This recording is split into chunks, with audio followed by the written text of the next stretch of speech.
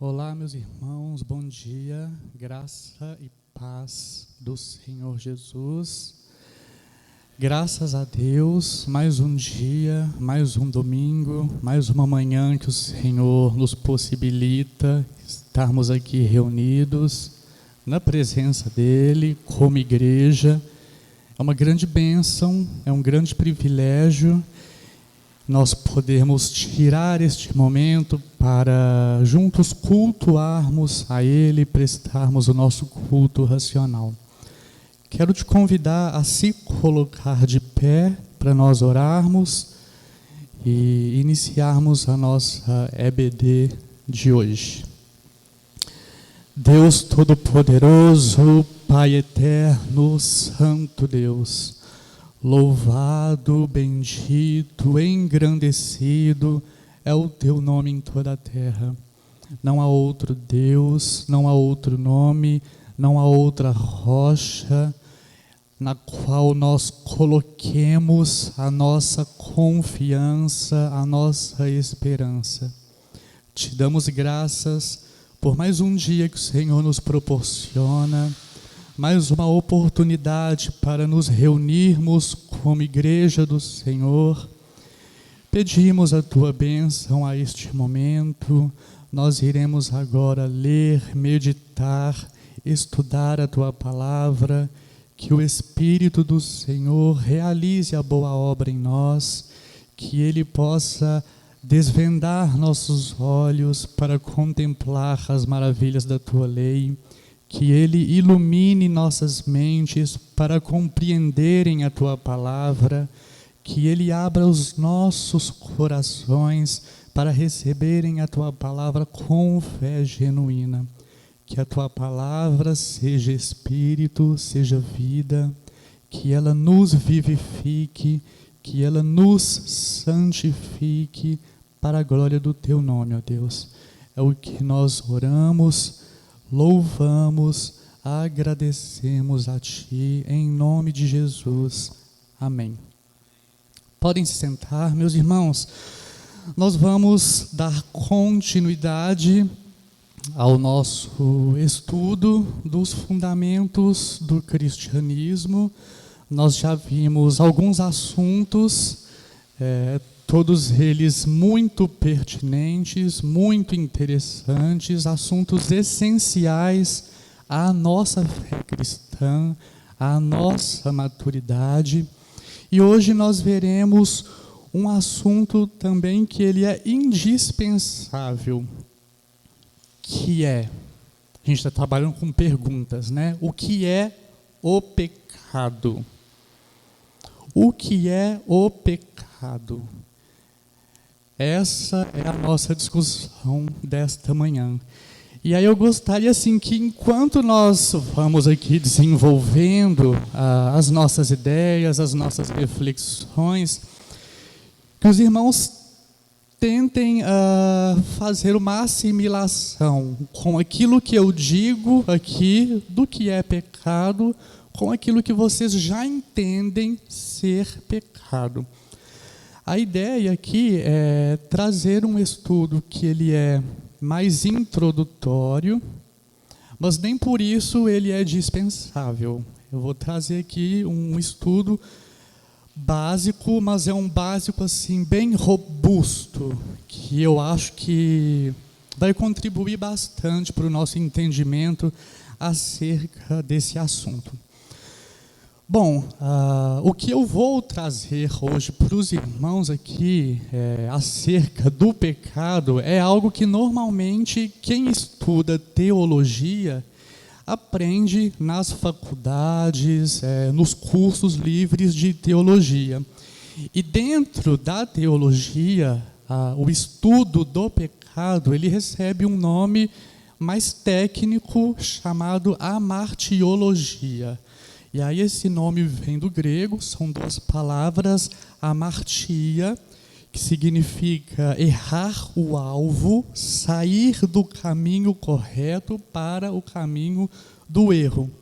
E logia vem de logos, que significa estudo, doutrina, instrução. Então hoje nós veremos a instrução acerca do pecado. E aí eu separei a exposição desta manhã em alguns tópicos. Então nós vamos ver o conceito de pecado, a origem do pecado, as consequências do pecado e os tipos de pecado. Se Deus quiser, se o horário também ali permitir, a gente vai passar por tudo isso. Então vamos já iniciar aqui. Primeiro tópico que nós veremos é o conceito de pecado. E aí a minha ideia nesta manhã, obviamente eu vou sempre buscar textos bíblicos que nos expliquem, por exemplo, o conceito do pecado. Então abram aí por gentileza, primeira carta de João, no capítulo 3, verso de número 4. 1 João, capítulo 3, verso 4. Diz assim: todo aquele que pratica o pecado também transgride a lei, porque o pecado é a transgressão da lei. Então aqui nós já temos o conceito do que é pecado. Pecar é transgredir a lei. Então nós partimos do princípio de que pecar é errar o alvo, pecar é transgredir uma determinada lei. Diante disso, surge a pergunta, porque nós já estamos assim, digamos, habituados ao pecado. O pecado é uma realidade do ser humano, é uma realidade da humanidade.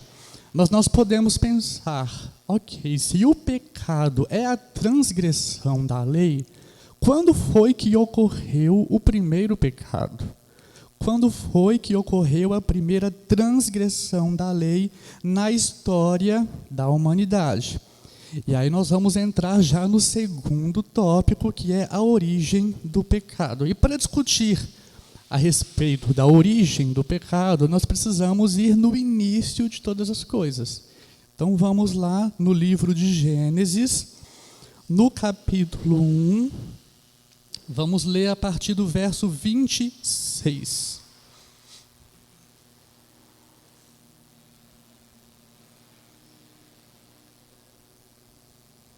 Livro de Gênesis, capítulo 1, verso 26 em diante.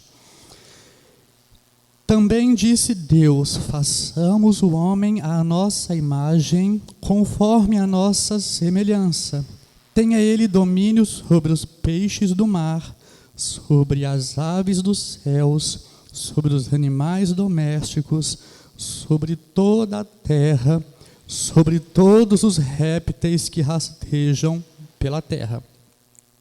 Criou Deus, pois, o homem à sua imagem, a imagem de Deus o criou, homem e mulher os criou. E Deus os abençoou e lhes disse: sede fecundos. Então aqui a gente já vê ideias de ordenanças. Sede fecundos, multiplicai-vos, enchei a terra e sujeitai-a. Dominai sobre os peixes do mar, sobre as aves dos céus e sobre todo animal que rasteja pela terra. E disse Deus ainda: eis que vos tenho dado todas as ervas que dão semente e se acham na superfície de toda a terra, e todas as árvores em que há fruto que dê sementes. Isso vos será para mantimento. E a todos os animais da terra, todas as aves dos céus, todos os répteis da terra, em que há fôlego de vida, toda a erva verde lhes será para mantimento. E assim se fez. Viu Deus tudo quanto fizera, e eis que era muito bom. Houve tarde e manhã o sexto dia. Então nós temos aqui a descrição do sexto dia, e no sexto dia foi a criação do homem. E é muito interessante perceber que o sexto dia ele foi o último da criação, o sétimo dia é o dia do descanso. E é muito interessante perceber a maneira como que termina aqui o capítulo 1. Viu Deus tudo quanto fizera, e eis que era muito bom. E essa ideia de muito bom aqui, ela nos traz o entendimento de uma harmonia. Deus criou todas as coisas e tudo aquilo que Ele criou era muito bom, era harmônico, não havia nada de errado naquilo que Deus criou.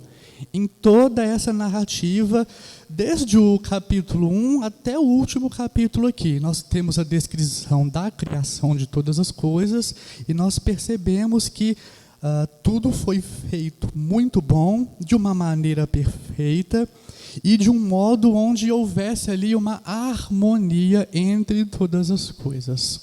É assim que Deus tudo faz. Então, o primeiro entendimento que nós devemos ter é de que na criação de Deus, em tudo aquilo que Ele criou, havia, originalmente, havia uma harmonia, havia uma perfeição. Agora vamos partir para o capítulo 2, vamos ler a partir do verso 7. Gênesis capítulo 2, a partir do verso 7. Aí aqui no capítulo 2, o autor traz para nós, digamos assim, que a descrição mais pormenorizada da criação do homem e da mulher. 7. Então formou o Senhor Deus ao homem do pó da terra e lhe soprou nas narinas o fôlego de vida, e o homem passou a ser alma vivente. E plantou o Senhor Deus um jardim no Éden, na direção do Oriente, e pôs nele o homem que o havia formado. Então vejamos, Deus criou o homem, criou também um jardim chamado de Éden e colocou o homem ali nesse jardim do Éden. Agora pulem aí,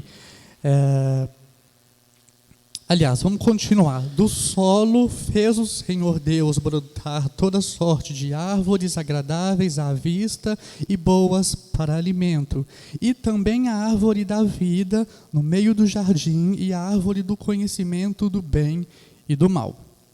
Pulem para o verso 15. Tomou, pois, o Senhor Deus ao homem e o colocou no jardim do Éden para cultivar e o guardar. E o Senhor Deus lhe deu esta ordem: de toda a árvore do jardim comerás livremente, mas da árvore do conhecimento do bem e do mal não comerás, porque no dia em que dela comeres, certamente morrerás. Muito interessante esse verso, porque ele traz para nós aqui uma ordem, traz para nós uma lei. Deus colocou o homem no jardim e deu a ele uma lei. E essa lei, ela serviria para regular o bom convívio do homem ali no jardim. E juntamente com a lei, Deus também já proferiu a sanção da lei, ou a punição para caso essa lei fosse transgredida, fosse violada, que era a morte. Então, nós temos aqui uma ordem de Deus. De toda a árvore do jardim comerás livremente, mas da árvore do conhecimento do bem e do mal não comerás. Por quê? Porque no dia em que dela comeres, morrerás. Muito bem, agora vamos pular para o capítulo 3 e nós vamos também ler aqui uma narrativa muito interessante. A partir do verso 1, Gênesis 3, verso 1. Mas a serpente, mais sagaz que todos os animais selváticos que o Senhor Deus tinha feito, disse à mulher: é assim que Deus disse, não comereis de toda a árvore do jardim? Respondeu-lhe a mulher: do fruto das árvores do jardim podemos comer, mas do fruto da árvore que está no meio do jardim, disse Deus, dele não comereis, nem tocareis nele, para que não morrais. Então a serpente disse à mulher: é certo que não morrereis, porque Deus sabe que no dia em que dele comerdes, se vos abrirão os olhos, e como Deus sereis conhecedores do bem e do mal. Vendo a mulher que a árvore era boa para se comer, agradável aos olhos, e árvore desejável para dar entendimento, tomou-lhe do fruto e comeu. E deu também ao marido, e ele comeu. Muito interessante, a gente consegue perceber aqui nesse último verso que nós lemos, 3 indicativas de pecado que o apóstolo João também menciona lá na sua primeira epístola. Lá no capítulo 2, nos versos 15 e 16, ele nos apresenta, né, a concupiscência da carne, a concupiscência dos olhos e a soberba da vida. Então a gente pode fazer um paralelo com isso daqui que a descrição de Gênesis nos traz.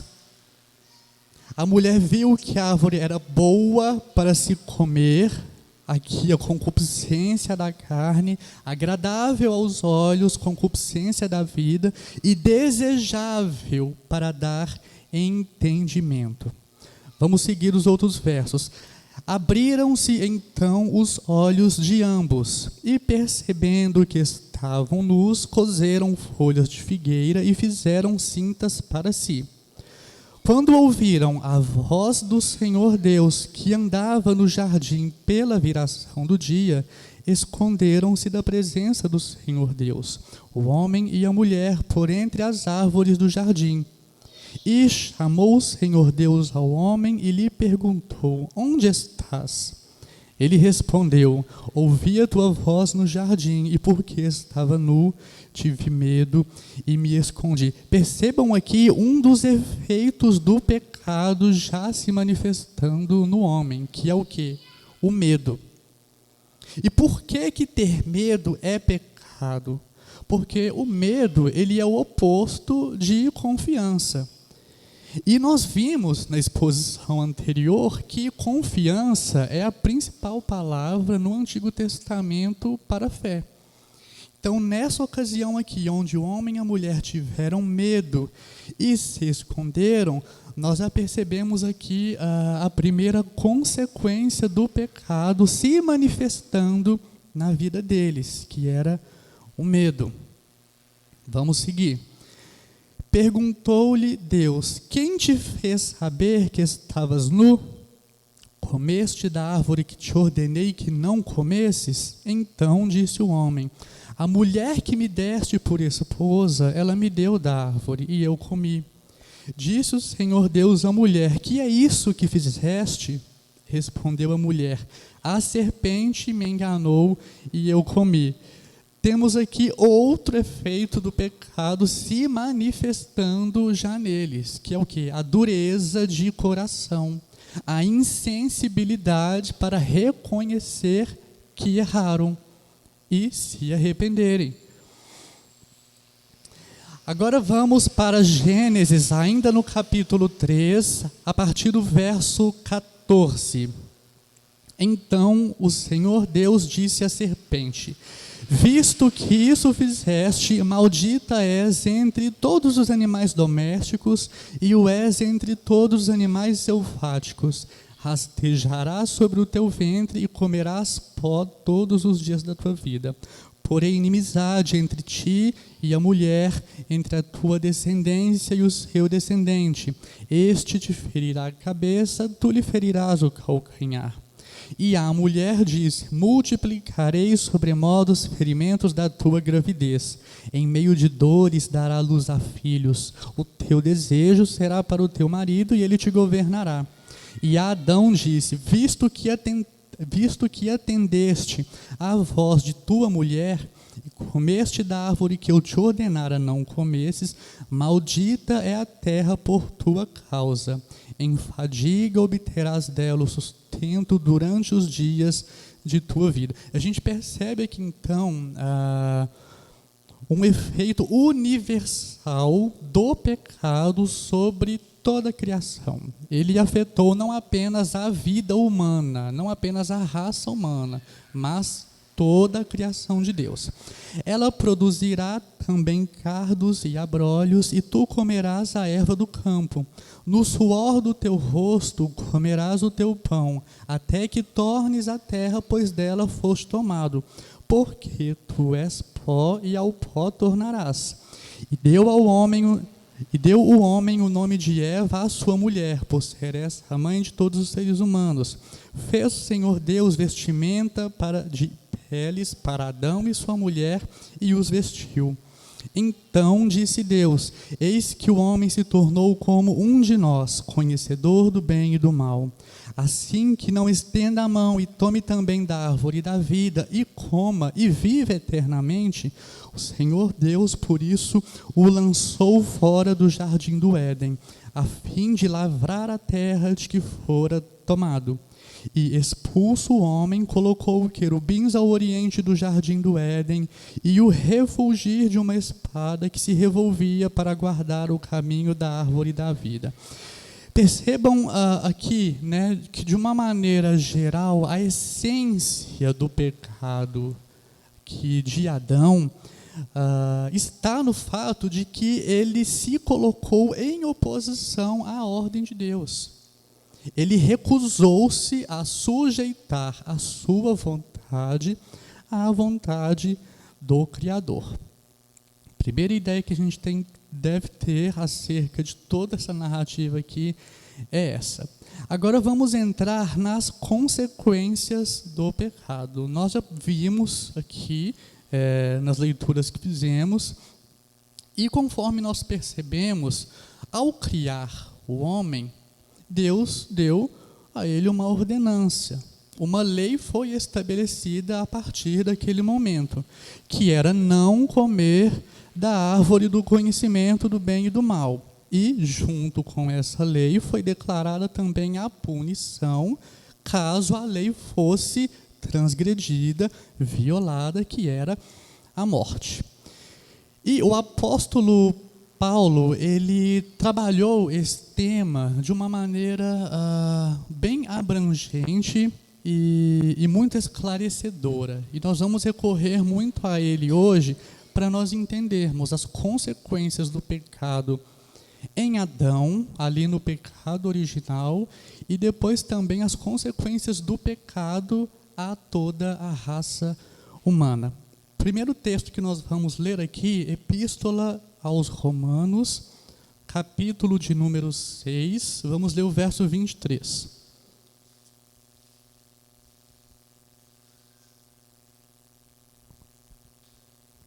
Diz assim: porque o salário do pecado é a morte. Percebam aqui que Paulo traz a mesma ideia, né? Salário aqui é a recompensa. Porque o homem fez uma coisa, ele recebeu isso. O salário do pecado é a morte, confirmando a declaração, a designação de Deus lá no Gênesis. Mas o dom gratuito de Deus é a vida eterna em Cristo Jesus, nosso Senhor. Percebam aí que ele estabelece um paralelo, né? Enquanto o salário do pecado é a morte, o dom gratuito de Deus é a vida eterna em Cristo Jesus, nosso Senhor. Então aqui nós temos, conforme lemos em Gênesis, a primeira consequência do pecado é a morte. Mas aí, diante disso e diante do que nós lemos, alguém pode questionar: Bernard, eles comeram, mas continuaram vivos. Eles não morreram naquele momento. Sim e não, né? Como o nosso pastor Rony costuma dar as respostas dele. Porque eles não morreram imediatamente, no sentido aqui de separação da alma e do corpo. Mas, a partir daquele momento, eles se tornaram sujeitos à morte em 3 níveis. Primeiro nível, morte física, que é deixar de viver. E nós vemos isso na declaração de Deus. Deus disse: tu és pó e ao pó tornarás. Segundo tipo de morte é a morte espiritual, que está ali representada pela quebra da comunhão com Deus, o Criador. E isso fica muito claro para nós no trecho onde diz que Deus o lançou fora do jardim do Éden. E o terceiro nível de morte que a gente vê, que recaiu sobre o ser humano, foi a morte eterna. A morte eterna, ela vem em consequência da morte espiritual. A morte eterna consiste na separação eterna de Deus. E nós vemos isso ali no episódio da privação da árvore da vida, para que o homem não comesse mais do fruto da árvore da vida também. Então nós percebemos aqui que o pecado de Adão, ele trouxe consigo morte permanente não apenas a si mesmo, mas a toda a raça humana. Nós temos que entender, e isso tem que ficar bem claro para nós, que Adão, ali na criação, ele não era simplesmente o primeiro homem criado. Ele era ali o representante de toda a raça humana que descendeu dele. E essa péssima escolha de Adão tem influência ainda hoje em todos que nascem, seja homem, seja mulher, seja rico, seja pobre. O pecado, ele não vê classe social, ele não faz esse tipo de distinção. Ele é uma realidade de todo ser humano. E como o resultado da queda de Adão que nós vimos ali em Gênesis, ele só pôde transmitir ali uma natureza depravada aos seus descendentes. É como se fosse uma fonte que está sempre a jorrar, só que é uma fonte impura. E dessa fonte, o pecado, ele flui de uma maneira assim inesgotável por todas as gerações. Adão, conforme eu disse, ele sendo ali o representante de toda a humanidade, na teologia nós chamamos ele de o cabeça federal. É a ideia do federalismo. E Paulo também falou sobre isso. Vamos ler lá em Romanos, no capítulo 5, verso de número 12. Paulo trabalha essa ideia da representatividade de Adão para toda a raça humana. Romanos 5, 12. Portanto, assim como por um só homem entrou o pecado no mundo, e pelo pecado a morte, assim também a morte passou a todos os homens, porque todos pecaram. Então percebam, por um só homem entrou o pecado no mundo, e pelo pecado a morte. Assim também a morte passou a todos os homens. Por quê? Porque em Adão todos pecaram. Deus atribui a todos os seres humanos a condição de pecadores culpados em Adão.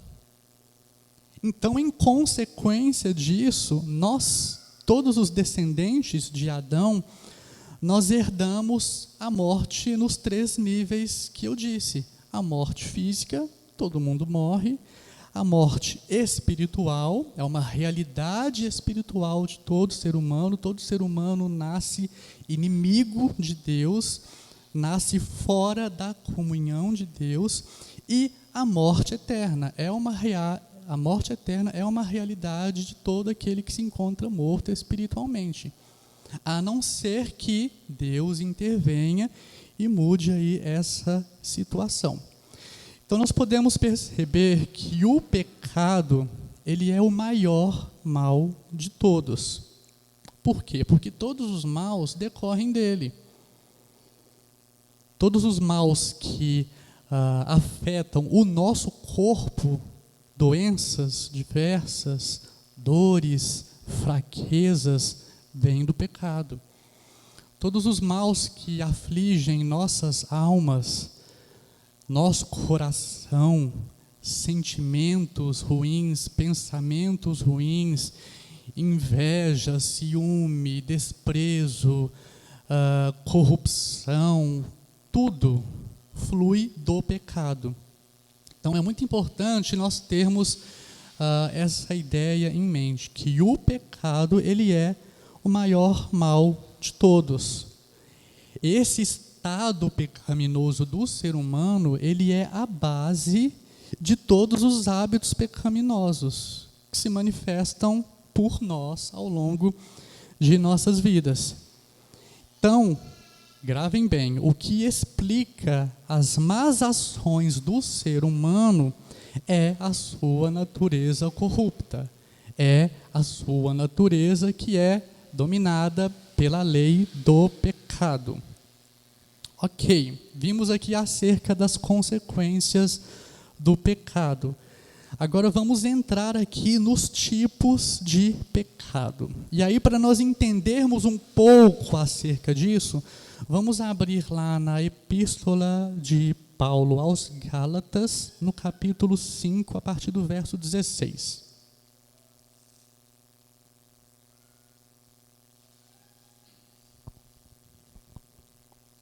Gálatas 5, a partir do verso 16.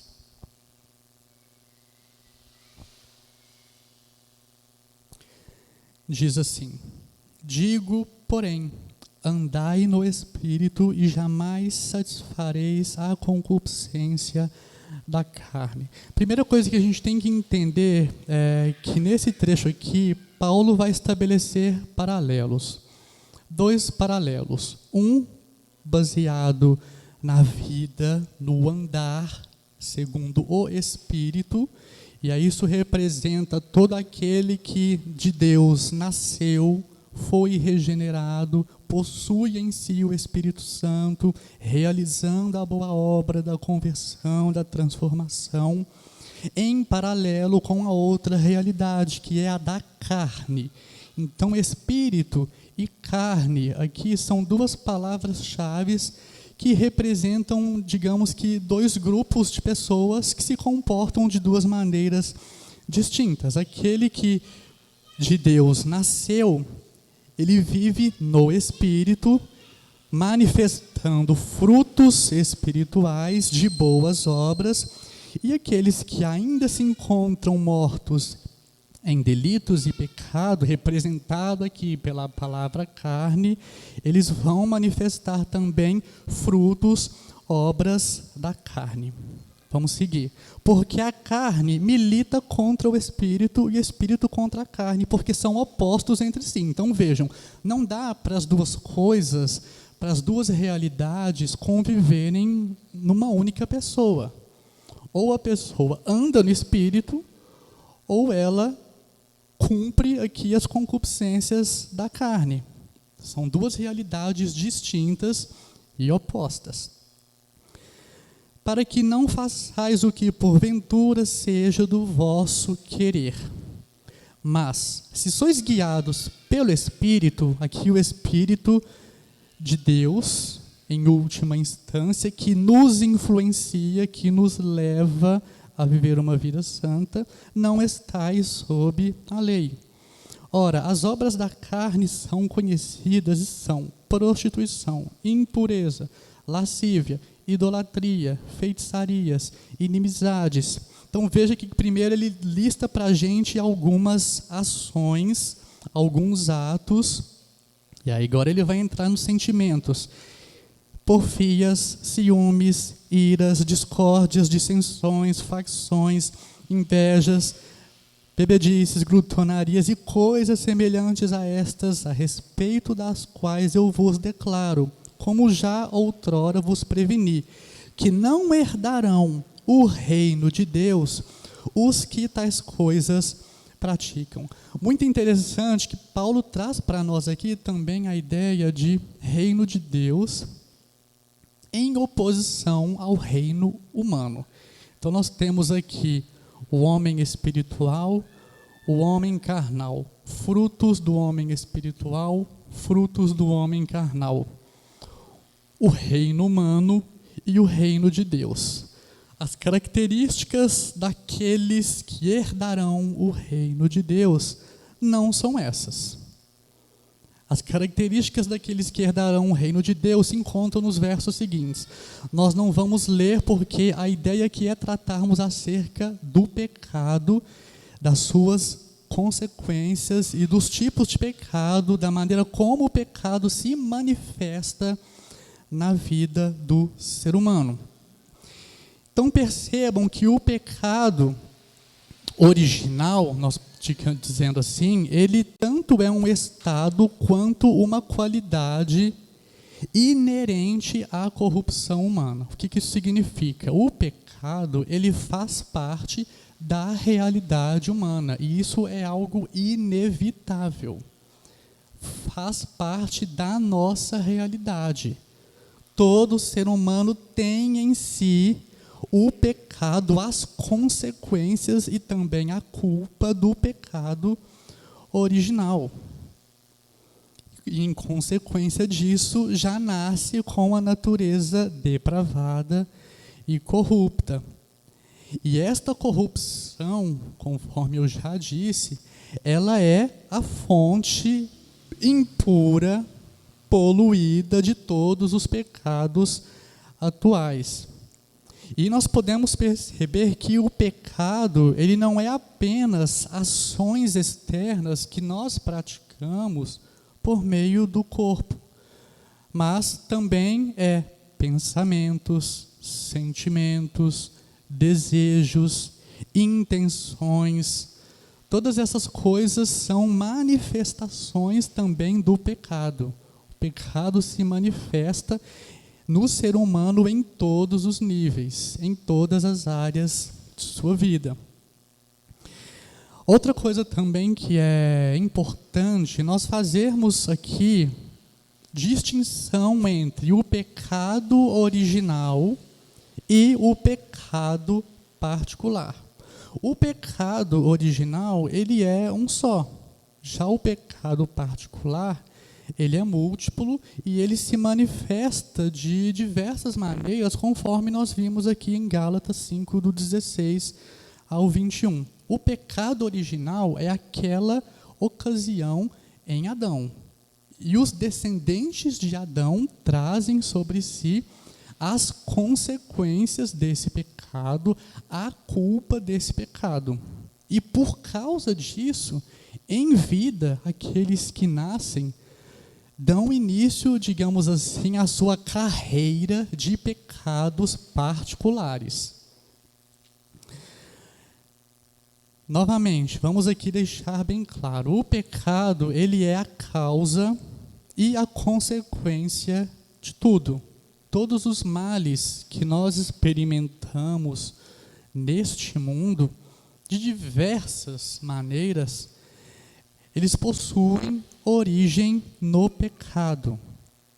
Alguns se manifestam em nossos corpos, como doenças, dores, temores, enfraquecimentos. Outro, conforme eu já disse, sobre as nossas almas, em medos, corações feridos, terrores, horrores e sentimentos ruins diversos.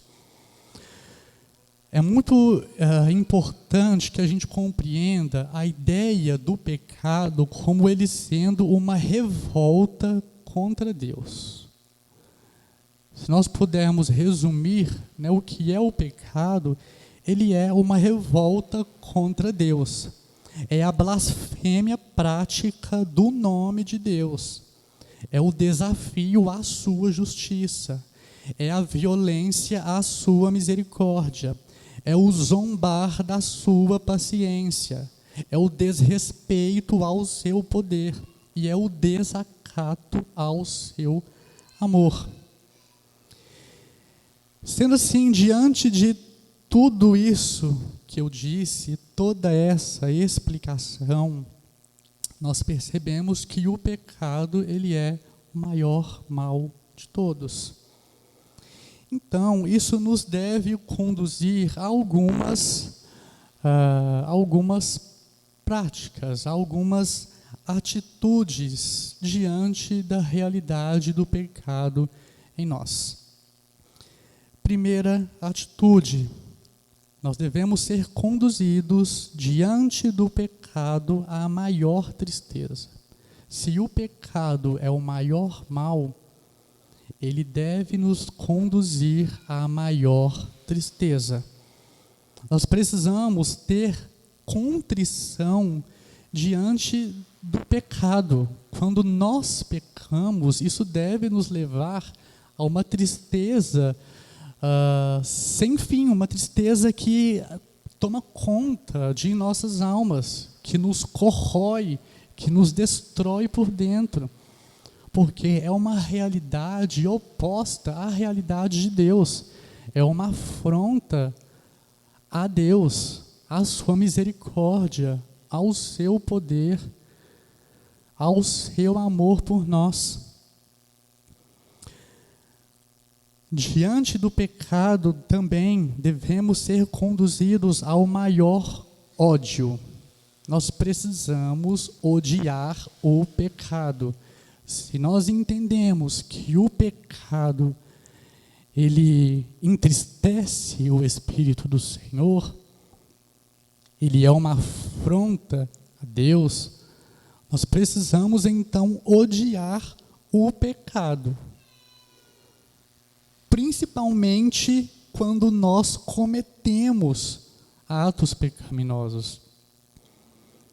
E isso é uma realidade que nós devemos buscar de Deus, pedir para que Ele coloque em nós ódio pelos pecados, que Ele nos dê ódio pelos pecados.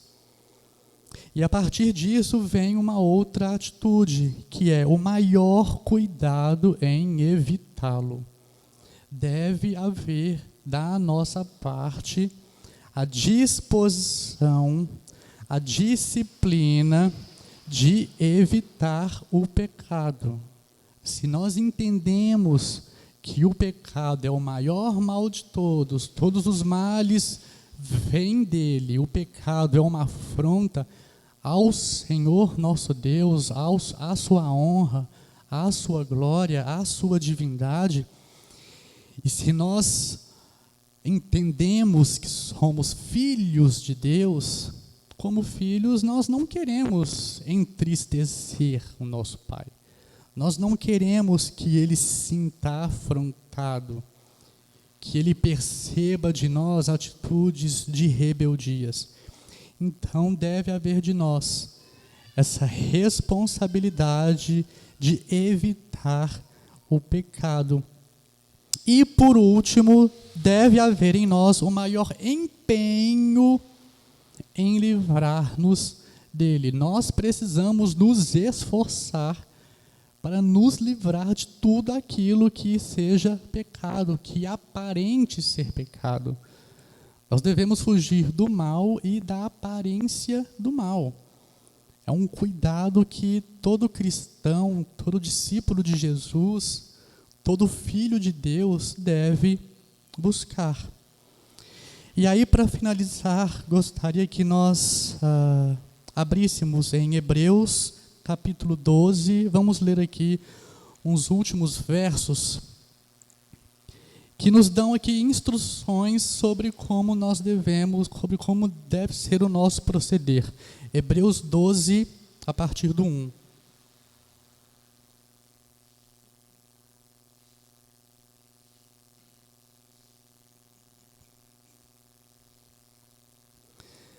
Diz assim: portanto, também nós, visto que temos a rodear-nos tão grande nuvem de testemunhas, as testemunhas aqui elas foram ditas no capítulo anterior, no capítulo 11. Desembaraçando-nos de todo o peso e do pecado que tenazmente nos assedia, percebam que o pecado ele está ali em todo o tempo. Tenazmente aqui é de uma maneira insistente, de uma maneira sem fim. Ele tenazmente nos assedia. Corramos com perseverança a carreira que nos está proposta. De que maneira? Olhando firmemente para o autor e consumador da fé, Jesus, o qual, em troca da alegria que lhe estava proposta, suportou a cruz, não fazendo caso da ignomínia, e está sentado à destra do trono de Deus. Esse deve ser o nosso proceder, a nossa atitude diante dessa realidade do pecado. nós devemos nos desembaraçar de todo o peso do pecado que tenazmente nos assedia, que segundo após segundo nos influencia, traz pensamentos, traz sentimentos, nos impulsiona a atitudes pecaminosas. Nós devemos nos esforçar. E de que maneira que nós fazemos isso? Nós lemos lá em Gálatas 5,16. Andai no Espírito e de maneira nenhuma satisfareis as concupiscências da carne. Então, diante disso, essa é a realidade do pecado. A minha ideia aqui foi trazer de uma maneira mais abrangente, mas ao mesmo tempo trazer ideias específicas acerca do pecado, o conceito do pecado, a origem do pecado, as consequências do pecado e os tipos de pecado que existem. Para que, tendo uma vez esta consciência, nós possamos ter essa atitude de Hebreus, de nos esforçar para evitar o pecado a todo custo. Alguma dúvida, alguma pergunta, alguma observação acerca do pecado, alguma confissão de pecado?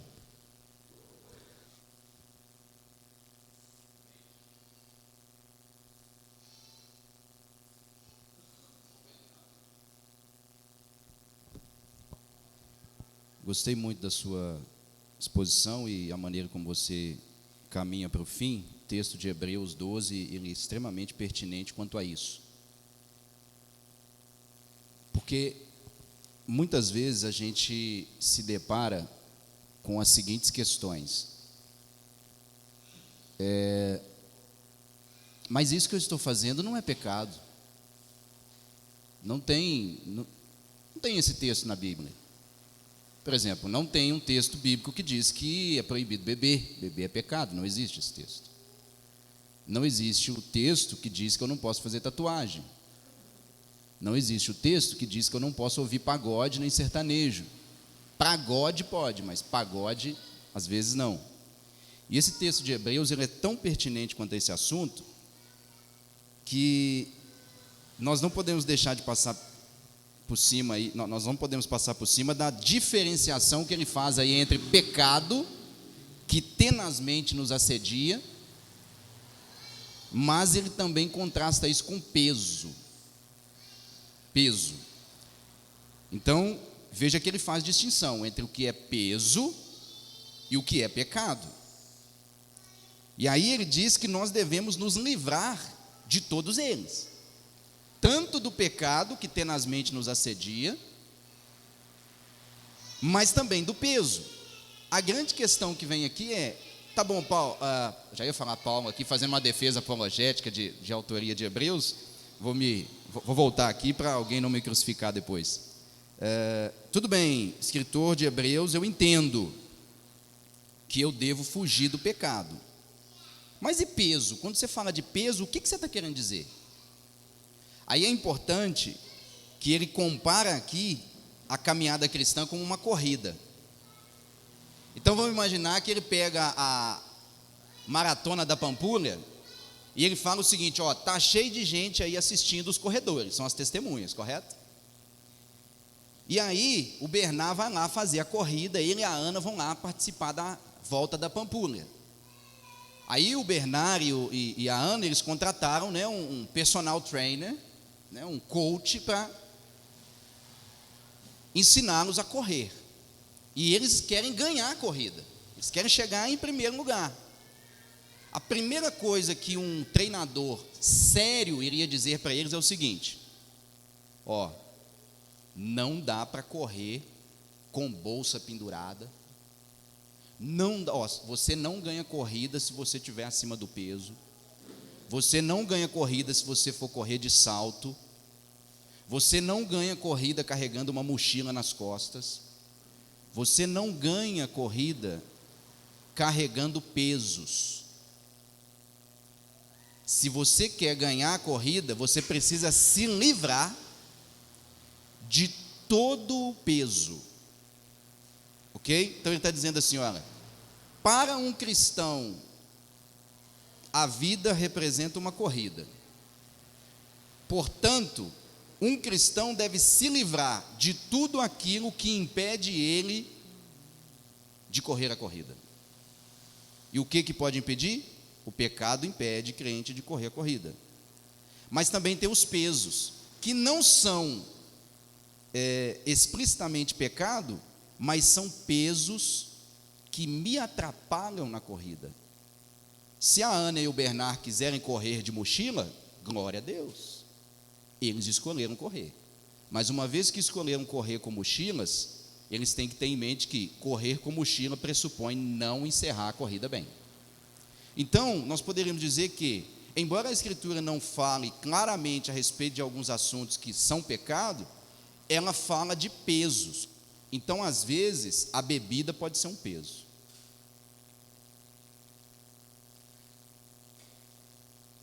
As músicas profanas podem ser um peso. E nós poderíamos colocar dentro desse peso um montão de coisas que, embora eu, na minha, entre aspas, inocência, ache que não, isso aqui está tudo bem, acaba se tornando um peso tremendo na caminhada cristã. E isso vai fadigando o crente na corrida, até que chega um ponto que ele não dá conta mais de correr, porque ele está cheio de peso, mas ele está na cabeça assim, poxa, mas o que está dando errado? Eu não estou em pecado. É uma autodestruição. Eu não estou em pecado. Peraí, não tem pecado, mas tem peso. Não tem pecado, mas tem peso. E aí, para finalizar aqui, Bernard, eu estava lembrando da Confissão de Westminster, no Catecismo Maior. Ele fala algo interessante, né? Faz a pergunta assim: de acordo com o pecado, de acordo com a Escritura, quais os dois aspectos do pecado? E aí ele trabalha o seguinte: os dois aspectos do pecado são os seguintes: a falta de conformidade à lei de Deus e a transgressão da lei. Então veja que a Confissão de Westminster, ela abrange dois pontos do pecado. Ela nos mostra que a falta de conformidade à lei de Deus é pecado, e a transgressão da lei também é pecado. Ou seja, é como se ele dissesse assim: quando eu deixo de obedecer, embora eu não viole o mandamento, eu já pequei. Então, é pecado deixar de obedecer e é pecado ir além do que a lei diz, do que as Escrituras dizem. Então, os teólogos chamam isso do pecado da omissão, ou seja, quando eu me omito, por exemplo, quando eu deixo de praticar o bem, eu peco.